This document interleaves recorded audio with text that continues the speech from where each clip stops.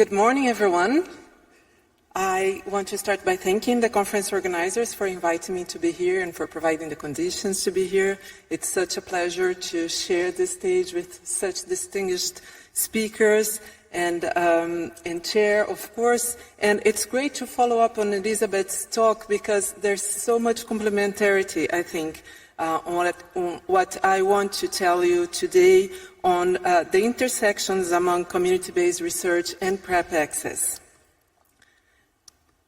So, as Elizabeth showed us very well, PrEP access has been slowly progressing since 2017, and we are likely to miss the 2025 target of 10 million people using PrEP by then. However, we can still hope to make further progress regarding the 2030 targets, and we should look for solutions to do so. PrEP has not yet reached scale for impact. This means that key populations are lacking access, and this is mostly key populations living in low and middle income countries where the epidemic continues to grow. We must agree that this is unacceptable, particularly if we have an exciting and promising scenario of an increasing number of drugs that are proven to be effective, and an increasing number of modalities for PrEP use, like long-acting, which find high levels of acceptability among various key populations and can help overcoming some limitations that we now know well for oral PrEP, like the effects of stigma, pill fatigue, just to mention two. So we need to identify strategic actions to make PrEP accessible to those in need. There are, of course, major barriers to PrEP access, which have been relentlessly evoked during this conference, as they should, like funding limitations, patent barriers, and political setbacks. And I will come back to them later. But for now, I want to focus on how community-based research has contributed to PrEP access among key populations, and most importantly, how we can better use this methodological approach to improve PrEP access even further. Community-based research, and sometimes I'll just call it CBR because it's easier, is a methodological approach that's based on the recognition of something that was beautifully evoked 2 days ago in this same plenary room. Communities are experts. This is the basis of CBR, the acknowledgement that there is a variety of types of knowledges and that they are all important to producing scientific knowledge and to social transformation. The recognition of the expertise of communities is at the heart of community-based research. As a type of research that's built on the exchange of different expertises, experiential, technical, theoretical, methodological, CBR implies changes in power relations in the process of knowledge production. The horizontality among community experts and scientific experts is a basic principle of CBR, and frequently a difficult one to put in place. Another important feature is that CBR is based on the community's needs in terms of what data is needed. That is, it's built from the bottom up and includes community participation in all stages of the research because it aims to respond not only to scientific questions that are important to make scientific progress, but also to contribute to those needs and to social transformation. Scientific rigor is, of course, a principle as in any other research. CBR has had an important role in HIV research at the same time that HIV has contributed to improving and accelerating the development of CBR in the health field.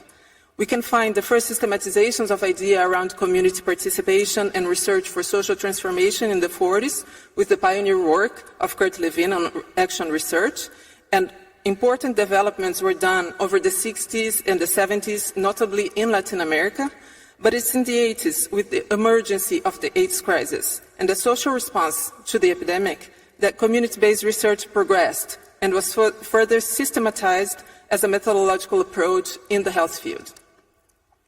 This is, of course, linked to the fact that communities had taken the lead of the HIV response, developing prevention strategies that science would later prove effective, like condom use and safer sex, but above all, by communities developing the principles of what would become the human rights-based approach to the epidemic, recognized to this day as the only effective approach to respond to HIV. It was from community struggles that we learned that access to treatment and prevention are not just technical issues, but rather political ones that cannot be overcome unless we guide our actions by the principle of solidarity and that we listen to those who are the most affected by the epidemic. We must bear those lessons in mind. In the next slides, I want to take a look at what we can find in the scientific literature about communities and PrEP services for key populations. I will share with you some reflections based on an ongoing systematic review that we are working on, led by a colleague from the University of São Paulo, Cristiane Spadacio. It is work in progress, so these are preliminary insights on the data we gathered, but I think they can offer some insights on the topic of this talk. So our aim with this review is to identify what is known about the effectiveness, implementation, and outcomes of delivering PrEP through community-based approaches. So it's wider than CBR, but it includes CBR. And we're trying to identify different forms of PrEP services organizations and how communities participate on them. So this is the combination of words we used. We ran the research in these 5 databases, and after all the methodological procedures, we included 28 articles in the review. More than half of these publications, 15, are from studies conducted in the US. The other 13 are in countries in South America, Africa, Europe, and Asia. 24 of these studies focus on key populations, most trans women and men who have sex with men, which is great news. The majority are demonstration projects, so they aim to analyze PrEP efficacy in real-world settings, and this is expected given that our focus was on service delivery models.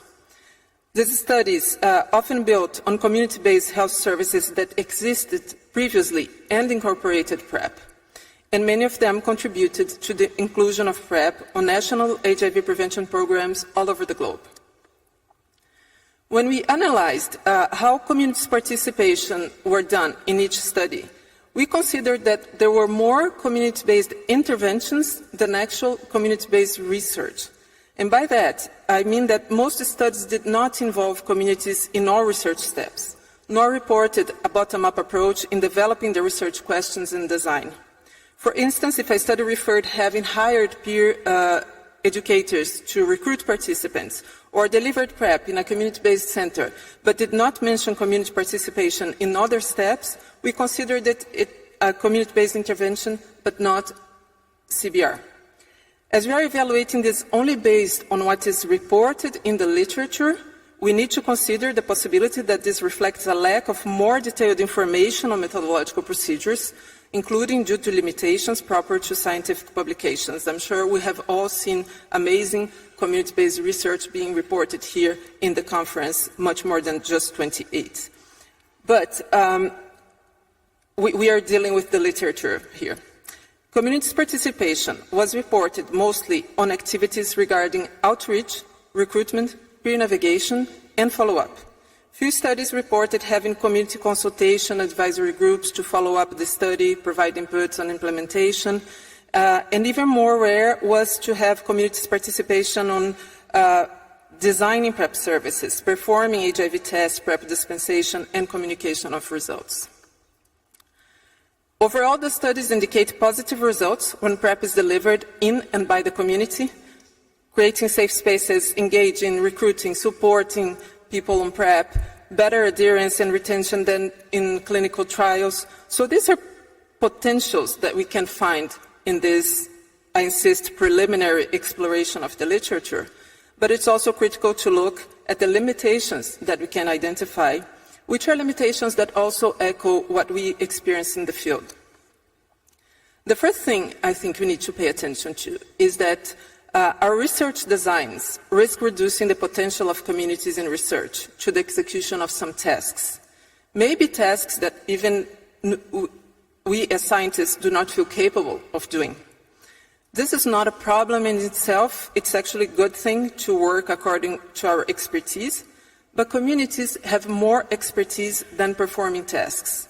And we could be missing the opportunity to learn from them on how to better design PrEP services. We could be missing out their ideas, their intellectual contribution. Or we could be missing the opportunity to better document how we're developing models of PrEP delivery integrating community knowledge in our research stages. The most likely is that we have a mix of these two situations. That is, there are PrEP studies limiting community participation to the execution of tests, while there are others doing a better job in terms of participation, but not necessarily documenting it in the scientific literature. And this is a challenge that we frequently face when doing CBR, finding the best way to document and report our studies to communicate both with the scientific community and the larger communities with which we work. This is a true challenge.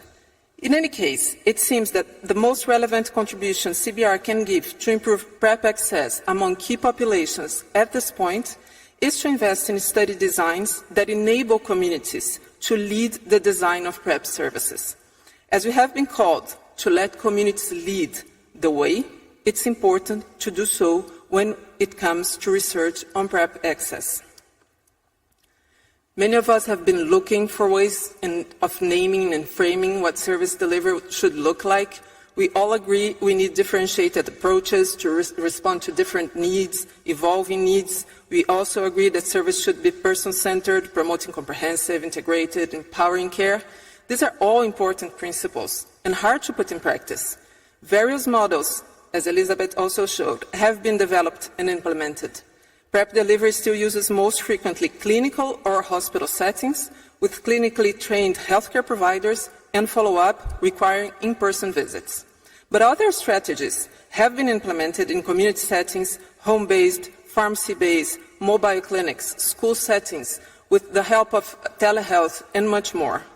For each of these models and for all the others we still have to create, we need to find ways to adapt to the different health systems, respecting their functioning and contributing to reduce unnecessary burden to the systems. We also need to identify the resources that are already available on which we could capitalize for better results. Certainly not an easy task, and those of us working in the field to try to develop such solutions know it very well. But 2 days ago, in the same plenary room, during the protest I mentioned, we heard from communities. We dare you to give us a challenge we cannot solve. And I really trust their potential, and I trust that communities and scientists together can find the best solutions to better deliver PrEP and increase access among key populations, and community-based research can guide us on this. As scientists, we can complement community expertise with our various technical, theoretical, and methodological expertise from different disciplines. So in this process of letting communities lead, we should not be afraid of testing community solutions that may be different from what we are used to conceive as healthcare services. Maybe what we are missing still are bolder strategies that deviate from the medical rationality with which we are used to think about healthcare services, particularly when they involve medications and medical interventions. Some authors would call it demedicalized healthcare. Elizabeth also mentioned it, which does not mean excluding medical rationality from healthcare, but rather incorporating other community-based rationalities into it. We know the potential of this joint work from experience. As a team, we were very glad to see how WHO acknowledged the work we have been doing in this direction in the study PrEP 1519 in the cities of Salvador, Belo Horizonte, and São Paulo in Brazil. And we continue to work in that direction with new projects from the team, like ANRS Pistas, in which our aim is to develop with sex workers PrEP delivery models that suit their needs in São Paulo and Salvador in Brazil, and also in Lyon in France. Let's not forget that communities' work is work, so it needs to be adequately paid and funded. And this is a major challenge in a scenario of reduction of international domestic funding in the global response, in which international available funds are highly concentrated, thus depending on a few donors, and where public health needs to respond to various priorities, like the major challenge raised by climate change. I have unfortunately to add a fourth challenge to this, which concerns the particular mechanisms that are used for research funding, which frequently impose conditions for remunerations that cannot be fulfilled by most community researchers, clearly failing to recognize the need of experiential expertise in the production of scientific knowledge. There are solutions to that, as some agencies, such as ANRS in France, have created mechanisms for funding properly CBO's research activities and could inspire other agencies to find similar solutions. So, as promised in the beginning, it's time to take a critical look at the bigger picture, bearing in mind the lessons we learned from communities and pointing out some of the major barriers that are limiting access to PrEP and that may also impose limitations to CBR. The first issue is affordability of long-acting PrEP. So far, Cabelet is the most effective PrEP regimen registered for use, but under the current conditions and prices, it remains out of reach for upper middle-income countries outside Africa, which would need to invest $11 billion a year to properly deliver it, given that they were excluded, these countries, from the agreement that Viv Healthcare did to allow low-income countries to buy generic versions of Cabelet. This situation must change urgently. Among other things, it raises the question if we should invest further in new researches, including CBR with Cabelet, or even if demonstration studies currently undergoing in upper middle-income countries will actually be able to inform public policy, like we saw with oral PrEP, since the medication may take too long to be available in those settings. In terms of affordability, we are, of course, all very watchful of what will happen after the results of the Purpose 1 trial with lenacapavir, a drug that, if made available, could completely change the HIV prevention landscape. As stated by the African Women Prevention and Accountability Body, this is not just an achievement of the pharmaceutical industry. We must acknowledge and celebrate the important role that African women and communities played in this trial. Yes, cheers for them. Furthermore, we hope that Gilead will act quickly in translating these results into real-world access, and I would add that we are also expecting action from global health institutions, which have the responsibility to exert a strong leadership in the global health scenario, implementing governance mechanisms guided by the principle of global solidarity to ensure equal access to those who can most benefit from Cabelet.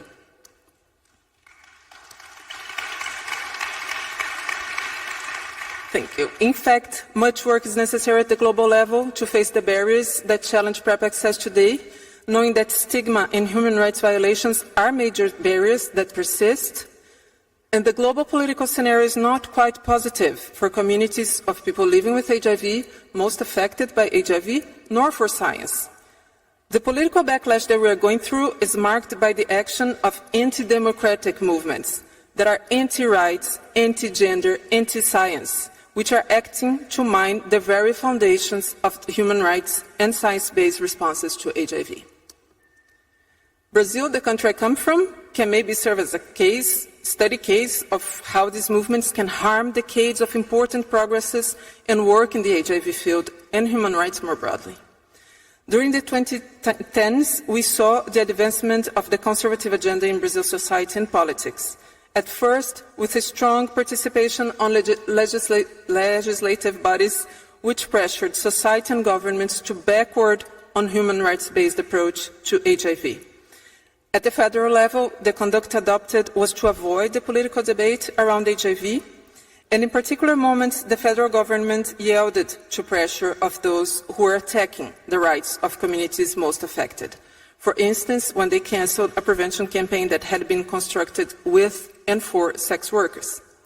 As we all know, in 2018, these conservative forces won the national elections, and the attacks to the HIV response were then institutionalized, with financial cuts, institutional downgrading, and permanent verbal attacks from the president and his staff against our communities. Fortunately, that government has passed, and Brazil is back.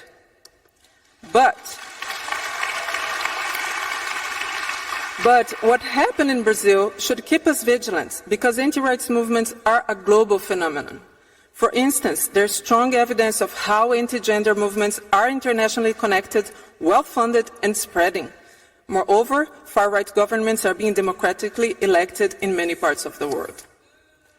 Anti-gender movements are pushing for backsliding on hard-won sexual and reproductive rights, as show the disputes around gender-related issues in the World Health Assembly. The global anti-trans crusade is a strongly articulated anti-gender movement uniting what Lucas Plateiro brilliantly named strange bedfellows like anti-trans feminists, conservative parties, and even some scientists.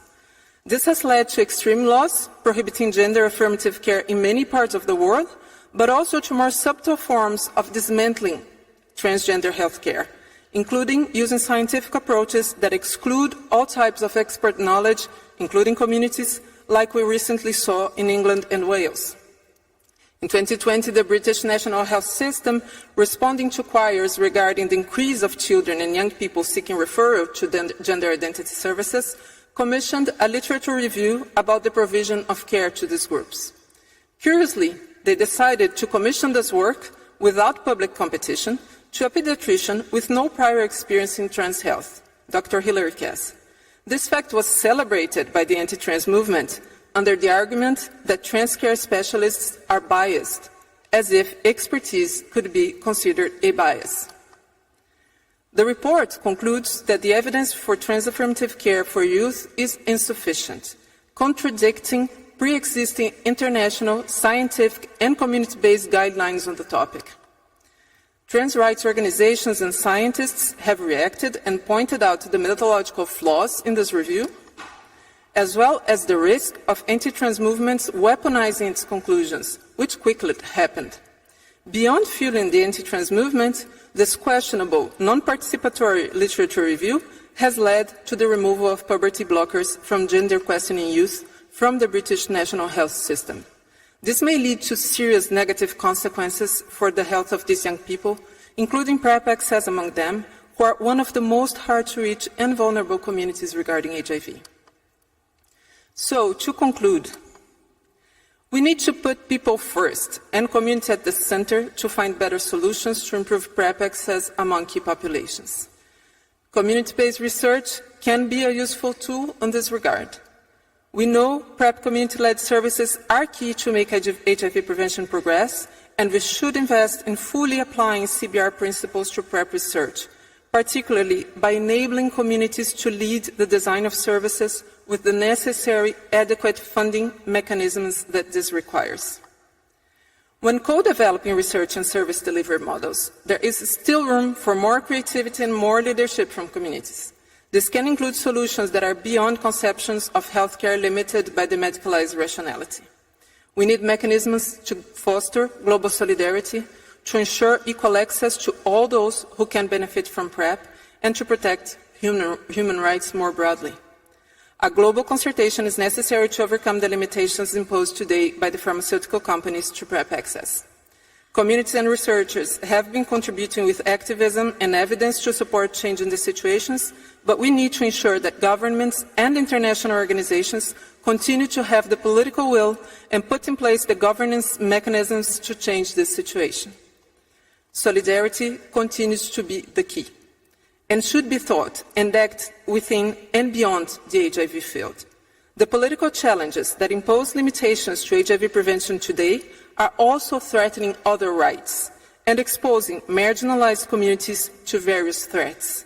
We should not look at those as competing priorities, but rather as relevant issues that need to be addressed in coordinated ways. To make progresses towards elimination requires us, when co-developing and co-designing our researches, to not treat HIV as an isolated issue, and to build alliances that can help us address the broader issues that are threatening the HIV response in particular, and our rights more broadly. Before I finish, I would like to acknowledge the colleagues that collaborated directly with this presentation by kindly taking their time to talk to me. Thank you. Your time and ideas were truly appreciated. And I also want to thank the amazing research teams with which I have been working on PrEP demonstration projects and other community-based researchers in Brazil and in France. It's a privilege and a pleasure to work with all of you. Thank you all for listening.